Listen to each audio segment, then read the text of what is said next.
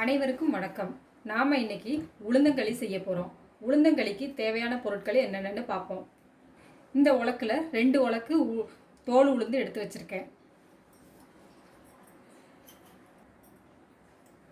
இதே உலக்கில் 3/4 உலக்கு பச்சரிசி எடுத்து வச்சுருக்கேன். வெல்லம் 3/4 கப் எடுத்திருக்கேன்.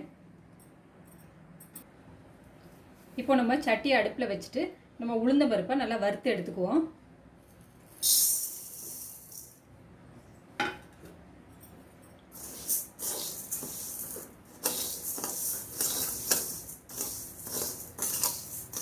இப்போ நல்லா வறுபட்டுருச்சு. நம்ம இதை ஆற வச்சுருவோம். இப்போ நம்ம இந்த அரிசியும் வறுத்து எடுத்துக்குவோம்.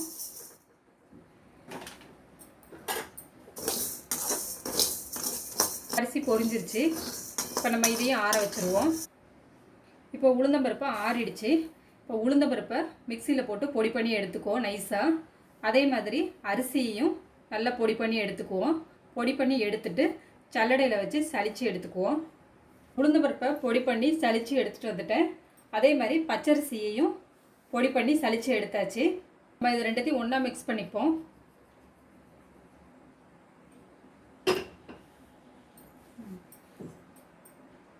இப்போ சட்டி அடுப்பில் வச்சுக்குவோம். இப்போ வெல்லத்தை கரைச்சிட்டு நம்ம வடிகட்டி எடுத்துக்குவோம்.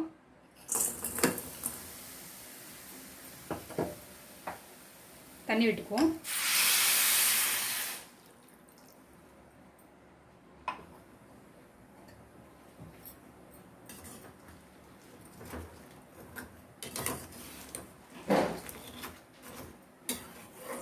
வெல்லத்தில் மண் தூசியெல்லாம் இருக்கும், அதனால நம்ம கரைச்சிக்குவோம்.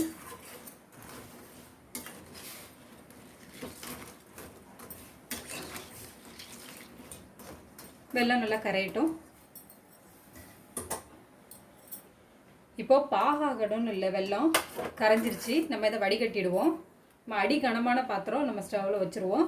நான் இப்போ குக்கர் வைக்க போகிறேன்.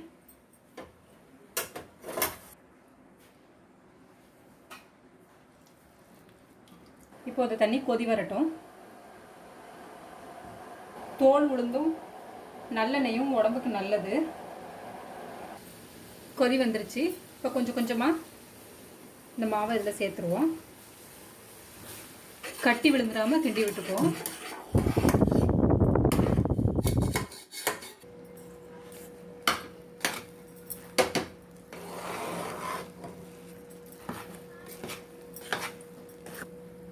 இப்போ இதில் நல்லெண்ணெய் கொஞ்சம் கொஞ்சமாக விட்டுக்குவோம்.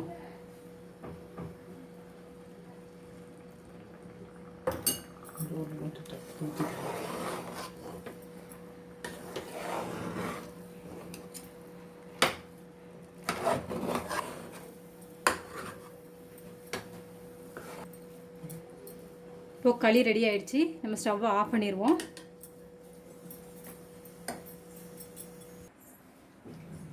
தேவையான அளவு நல்லெண்ணெய்.